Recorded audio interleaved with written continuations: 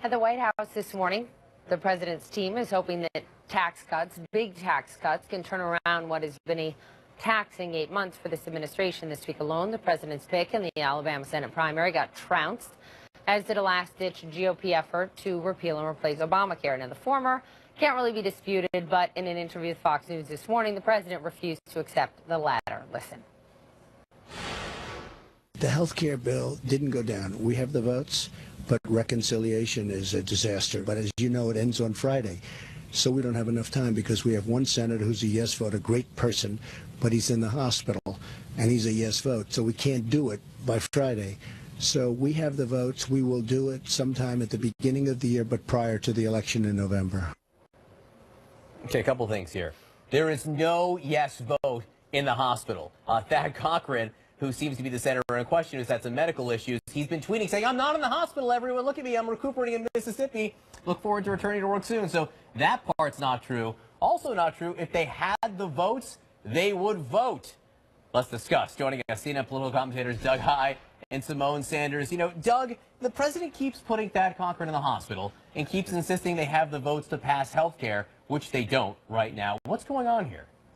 Well, I think they still can't admit that the serious problems that we have for repeal and replace, how difficult it is, and our base still wants to repeal and replace Obamacare, so we're going to continue to talk about it.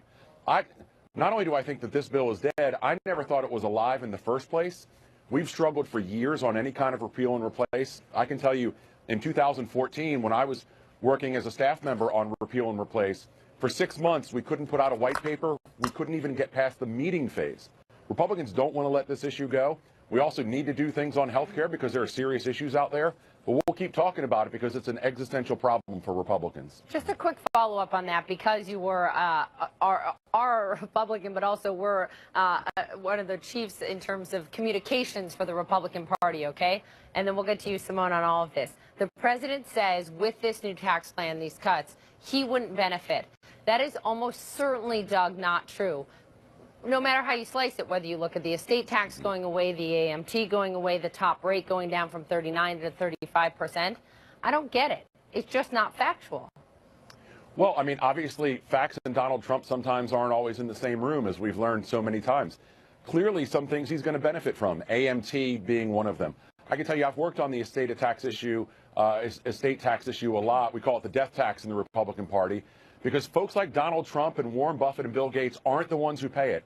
It's the small farms, the small businesses that have high capital intensity that can't pass that business on to it also affects people. 80 family farms last year. 80, not 80,000, not 80 million, 80 across the country when you're talking about farms. Most of the people who benefit are rich people who die because the estate tax limits have been raised so much over the last few years because of the work of you and your fellow Republicans since the George W. Bush administration. Symone, to you, what the president wants to do is put pressure on Democrats. Joe Donnelly, senator from Indiana, traveled with him. There's Heidi Heitkamp, there's Claire McCaskill, there's Joe Manchin in West Virginia. How much pressure on these Democrats is there to do something on taxes? People like tax cuts, Symone.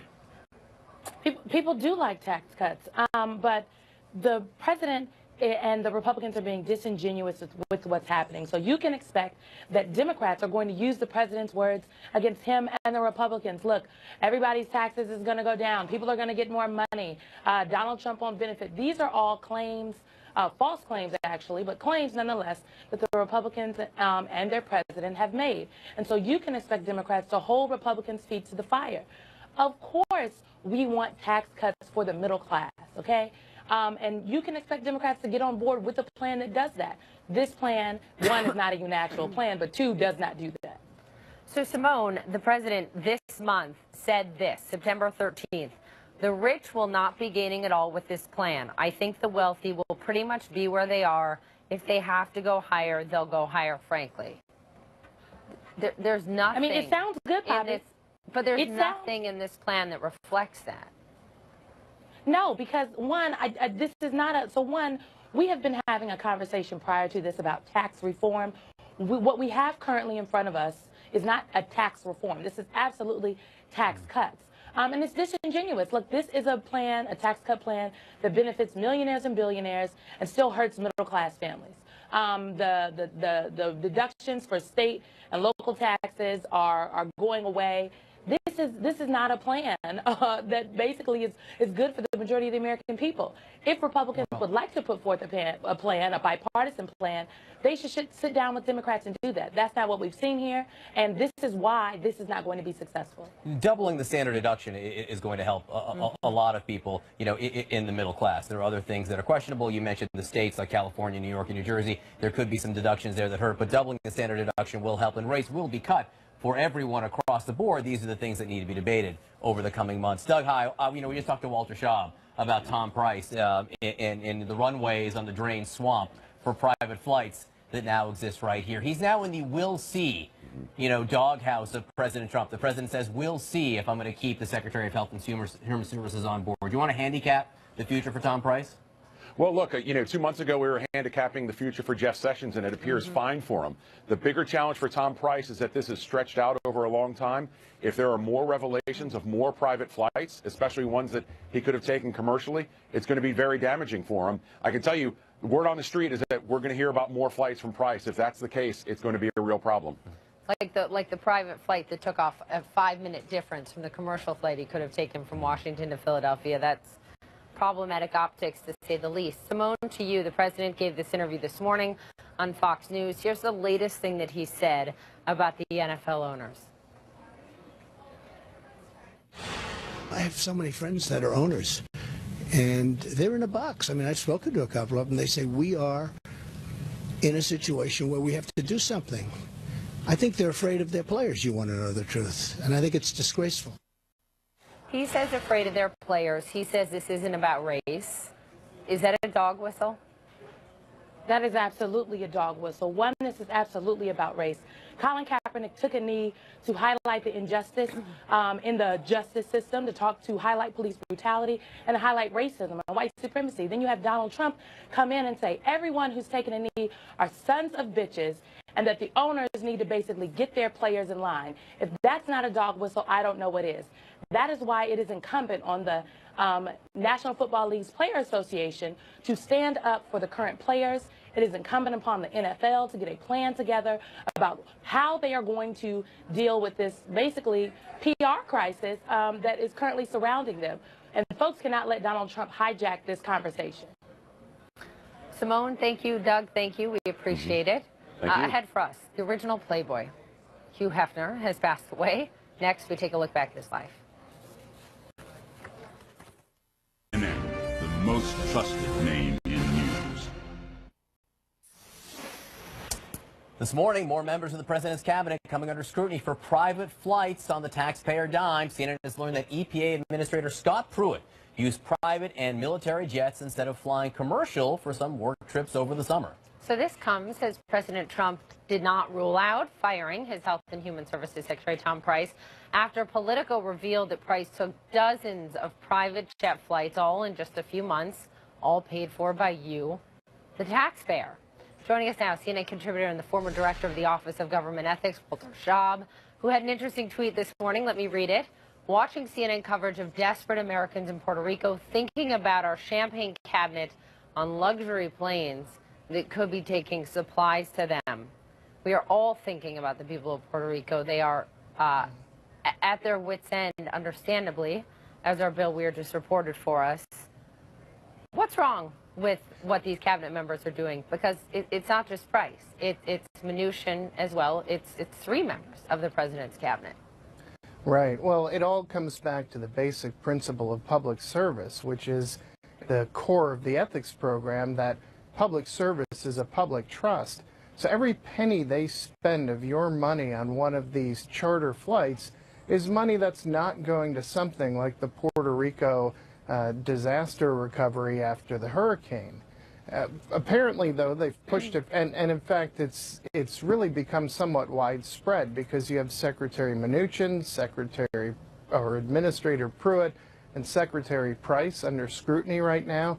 The House Government Oversight and Reform Committee, led by Chairman Trey Gowdy and Ranking Member Elijah Cummings, have actually launched an investigation They sent letters to the White House and 24 different federal agencies demanding answers by October 10th. And one of the key issues in that investigation is going to be the level of responsiveness from the administration. We've had issues this year with the administration, particularly with letters from minority members, simply not responding, which is a very significant departure from the norms of the government. What are Yeah. the actual rules concerning flights for cabinet members? Because some of these flights, I think all of them were in fact vetted by the various, legal offices inside their departments. So what do the rules say? Right. Well, first of all, they have to get sign-off from the chief legal officer in their agencies, usually the general counsel. But of course, the general counsel works for them. And sometimes in a large agency, if you isolate yourself too much, you can become something of an echo chamber. And things that sound really ridiculous to the outside world, you can convince yourself are somewhat normal. So the basic rule is they have to travel by the most cost-effective method when traveling, around the world. Now, there are some exceptions, and it makes sense that the Secretary of Defense needs to be on a government jet. He's got significant security concerns that could respond to hostilities around the world at any moment. But it's more typical for other cabinet officials to travel by commercial air. And it's actually quite rare that they do otherwise. And in this case, it's become somewhat frequent with Secretary Price running up about $400,000. And one of those trips, just as an example, was to down to where his son also lives. He was speaking at a medical conference, had lunch with his son. Right. It's important to speak at a medical conference. There's probably a commercial flight that can get you there in time, right? The thing is, with Price, when he was a congressman from Georgia, he ripped into Democrats for doing anything like this. Let me read what he said to CNBC about House Democrats trying to spend $550 million on 8 passenger jets. This is just another example of fiscal irresponsibility run amok in Congress right now. That was not that long ago. Same guy who's now done it, what, 24 times? Right. Yeah, and in fact, he's given us a wonderful phrase, because what he's doing is fiscal irresponsibility run amok. In this case, though, I would say a lot of the blame lies at the top. Now, President Trump has said he's not happy with Price, but I actually think Price's actions are the natural consequence of a bad ethical tone from the top, when you have a president not only not divesting his private properties, but traveling to them frequently at great expense to the taxpayer. And obviously he has to take the Secret Service with him, but he's also taking a number of White House officials and cabinet officials, and every one of these trips they take to one of his properties almost every weekend, it seems, is just racking up an enormous bill for the taxpayers. So why would Secretary Price have gotten any other message from the White House except the idea that high office is a cause for enjoying perks? They seem to view these as rewards for having attained their position, when in reality the culture of the government is supposed to be one of service, where you travel very austerely and do everything you can to conserve the taxpayers' money.